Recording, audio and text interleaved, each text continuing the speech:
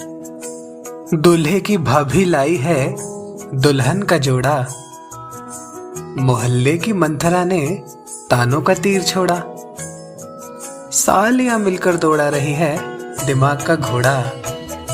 उपन्यास के इस मजेदार भाग में सुनिए, दूल्हे ने बांधा सेहरा, दुल्हन ने घूंघट ओढ़ा। हेलो एवरीवन, आप सुन रहे हैं can I hold your hand, एक खूबसूरत एहसास का 52 भाग मेरे यानी खुशबू के साथ। सो डियर लिसनर्स, जैसा कि आपने कहानी के पिछले भाग में सुना कि सूरज और पाखी के शुभ विवाह की सुबह हो चुकी है और दोनों ने एक दूसरे के लिए व्रत रखा है।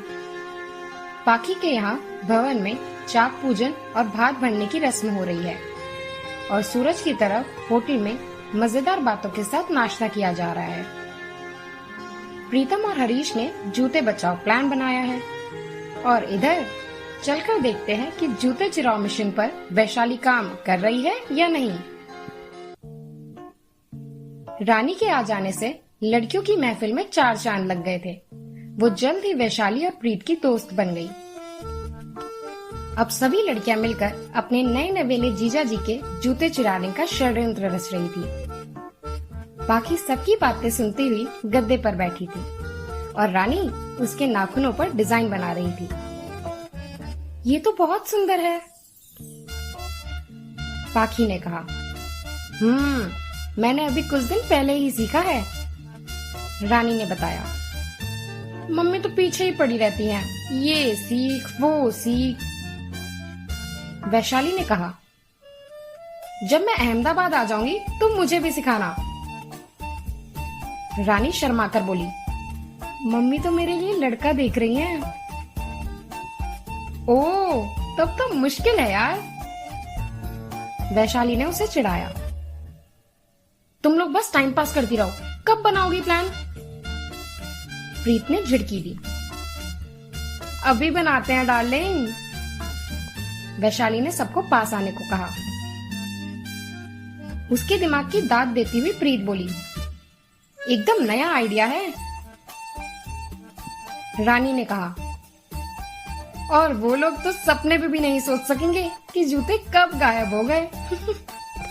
लेकिन यार इतना आसान नहीं होगा, वो अपने प्रीतम जीजू है ना, देखना कुछ तो खिचड़ी पकाई ही होगी उन्होंने, वैशाली ने सोचते हुए कहा। प्रीतम की खिचड़ी को मैंने भी हलवा ना बनाया ना तो मेरा नाम भी प्रीत तो नहीं, प्रीत जोश में आकर बोली। पाखी मुस्कुराई, तो तेरा नाम क्या रखेंगे? ये लो, ये तो अभी से ससुराल की हो गई, प्रीत ने ताना दिया। वैशाली भी तुनक कर बोली, कल भी तेरी वजह से हार गए थे हम, आज बदला लेकर ही रहेंगे कल की हार का। चुमकी को आते देख उन्होंने उसे भी अपने प्लान में शामिल कर लिया। प्लान सुनकर तो वह उछल पड़ी, हम चुराएंगे सूरज भैया के जूते और ऐसी जगह छुपाएंगे कि ढूंढते रह जाएंगे।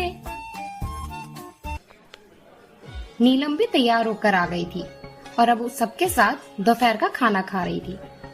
पंकज ने उसके कान में गुलाब जामुन प्लान डाल दिया था और अब वो दोनों उस पर काम कर रहे थे। प्रीत पाखी के मेकअप की तैयारी कर रही थी। वैशाली और रानी चूड़ियों के सेट बना रही थी और अब उसने जो नेकलेस और इयररिंग्स निकाल कर सबको दिखाए तो सबकी आंखें बड़ी हो गई। बाप रे, इतना भारी सेट, मौसी और बुआ जी ने एक साथ कहा। ये डायमंड्स हैं। प्रीत ने हीरे जड़ी चूड़ियां निकालकर सबको दिखाई। कई अंगूठियां और मांग टीका भी साथ में दिखाया। बाजूबंद को देख पाखी खुश हो गई। उसे बाजूबंद पहनने का बहुत मन था। अब प्रीत ने कॉस्मेटिक्स दिखाना शुरू किया। विदेशी perfumes, lipsticks, nail paints, mascara, eyeliner, foundation, rouge, blusher, compact, cream और ना जाने क्या क्या भरा हुआ था बॉक्स में। रम्या चाची की तो आंखें फटी की फटी रह गई।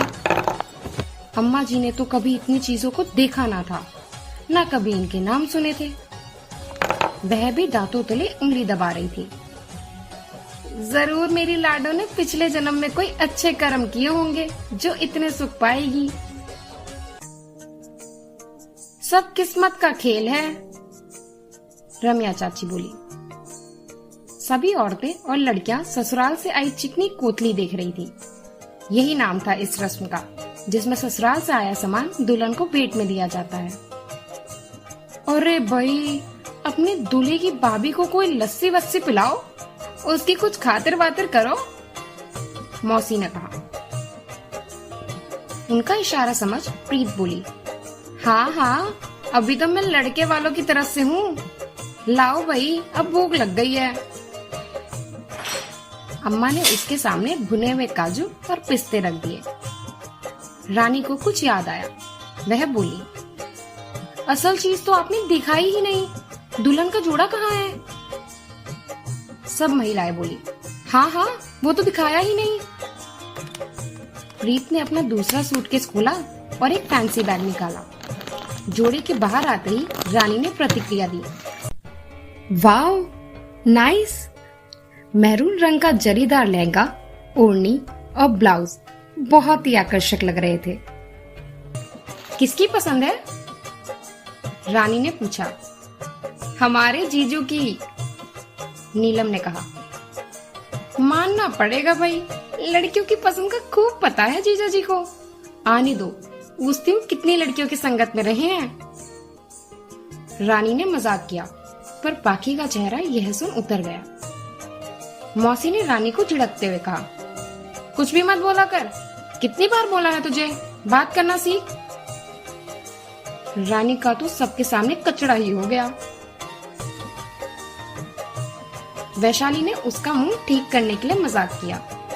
लो, मौसी फिर सीखने सिखाने पर आ गई। मौसी ने भी जवाब में कहा, कुछ सीखोगी तो ससुराल में सास के ताने नहीं सुनने पड़ेंगे तुम छोकरियों को। सास का नाम आते ही पाखी को आनंदिता के गुस्से से लाल चेहरे की याद आई। काश वो आज ये रस्म कर रही होती, उसने सोचा। किसी का उस पर ध्यान नहीं था। रम्या चाची को तो यह ऐश्वर्य अधिक जलन हो रही थी। उनकी बेटियां ससुराल में सास ननदों की गालियां खाती चूल्हा चौका करती थी, और बहू को भी उन्होंने घर में कदम रखते ही नौकरानी की तरह काम करवाना शुरू कर दिया था। अपने जी की जलती आग शांत करने हेतु उन्होंने पासा फेंका। अपनी लाडू के ससुराल से कोई आया क्यों नहीं? न सास न ससुर, सुना है एक बड़े भाई भाभी भी हैं अपने जवाई बाबू के। प्रीत, जो अभी भाभी का रोल निभा रही थी, आंखें तरेरती हुई बोली, जब मैं आ गई हूँ तो बेगानों की क्या जरूरत है? ये तो बिटिया रीत है, सगे संबंधी ही करते हुए अच्छे लगते हैं। बुआ जी ने भी ताना मारा। अम्मा ने अपनी तरफ से सफाई देते हुए कहा, वो लोग बड़े आदमी ठहरे और हम उनकी बराबरी के तो है नहीं। मीनाक्षी ने अम्मा की बात काटते हुए कहा, अरे मना कर दिया है दोनों सेठ सेठानी ने आने से। मिली थी इसकी सास दिल्ली के होटल में, धमकी देकर गई है कि अगर ये शादी हुई तो अंजाम अच्छा नहीं होगा। कैसा पहान का कलेजा है दोनों सेठ सेठानी का, बेटा की खुशी के लाने भी नहीं पसीजा। रम्या चाची ने आग लगाने की मंशा से कहा, अब रहने भी दीजिए ना भाभी, ये देखिए आपकी बनारसी साड़ी का ब्लाउज क्या खूब बनाया है दर्जी ने। प्रीत ने बात बदलने की मकसद से कहा और वो कामयाब हो गई। सब शाम को होने वाले समारोह की तैयारियों में लग गए, पर पाखी का मन कहीं लग ही नहीं रहा था। सच ही तो कहा था रम्या चाची ने, अगर सूरज के माता पिता और भैया भाभी आज इन रस्मों को करते तो कितना अच्छा लगता। परिवार की कमी का एहसास सूरज को भी हो रहा था, पर कोई उपाय न था। दोनों अपने अपने स्थान पर तैयार हो रहे थे। पार्लर वाली आकर पाखी को सजा रही थी, तो प्रभात और प्रीतम सूरज को तैयार कर रहे थे। आइवरी व्हाइट कलर की शेरवानी उस पर बहुत खिल रही थी। पाखी के लहंगे से मेल खाता मैरून स्टॉल उसने कंधे पर डाला, गले में माणिक मुक्ता की माला पहनी और एक हाथ में हीरे जड़ा ब्रेसलेट और दूसरे हाथ में सोने की चमचमाती विदेशी घड़ी पहनी। प्रीतम और प्रभात उसे लेकर होटल के सजे सजाए हॉल में आए। सभी अतिथि वहां आपस में बातें कर रहे थे और बैंड बाजे वाले बाहर कई फिल्मी धुन बजाते हुए माहौल बना रहे थे। वेटर्स अपने हाथों में स्नैक्स और चाय कॉफी सर्व कर रहे थे। हरिया पंडित नियत समय पर गुरविंदर के साथ होटल पधारे और उन्होंने दूल्हे का सेहरा बनाया और तिलक कर उसे ठाकुर जी का आशीर्वाद लेने को कहा। राधा काकी उसे कुल देवता का स्मरण करने को कह रही। नाम, गोत्र, पिता, दादा सबके नाम को सूरज से बुलवाकर पंडित जी ने रिवाज संपन्न किया। सभी सूरज को शगुन दे रहे थे। काकी ने भी अतिथियों को शगुन के उपहार भेंट किए। प्रीत बारात में जाने के लिए भवन से होटल आ गई थी और अब सूरज ही नजर उतार रही थी। सूरज के सर पर शंकर काका ने सेहरा रखा और पिता का कर्तव्य निभाया। प्रीत ने काजल लगाने की प्रथा को संपन्न किया और सूरज ने इस प्रथा के उपहार स्वरूप अपनी भाभी को हीरे के दमकते ईयर टॉप्स दिए। प्रीतम ने उसकी नजर उतारी तो उसे भी शगुन के नाम पर काकी ने सोने की चेन दिलवाई। हरिया पंडित को भारी दक्षिणा प्राप्त हुई, उतनी जितना उन्होंने अब तक की किसी पूरी शादी में अर्जित नहीं किया होगा। दूल्हे को अनेकों आशीर्वाद दे उन्होंने बारात निकलने का मुहूर्त देखा और सूरज को अपने साथ बाहर लेकर आए। सभी गाड़ियां फूलों से सजी सजाई अतिथियों की प्रतीक्षा में अपने शाही परिधान पहने चालक के साथ खड़ी थी। गाने की धुन बज रही थी। होटल के लॉन में सूरज के सभी दोस्त मिलकर डांस कर रहे थे। हर तरफ खुशी का माहौल था। आज मेरे यार की शादी है, आज मेरे यार की शादी है, यार की शादी है, मेरे दिलदार की शादी है, आज मेरे यार की शादी है, आज मेरे यार की शादी है।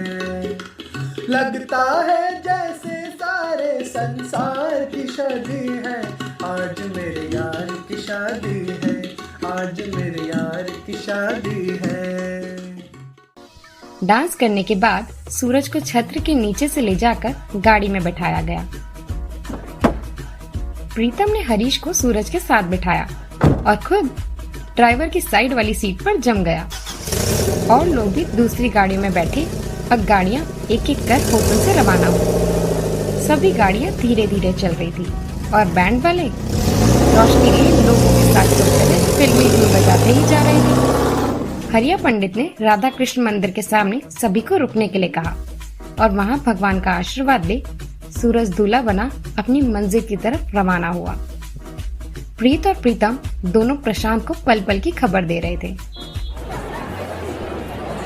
गुरविंदर बारात के पहुंचने से पहले ही भवन पहुंच गया था, जहां दूल्हे और बारातियों के स्वागत की भव्य तैयारियां हो रही थी। बारात बिल्कुल भवन के निकट पहुंच गई थी।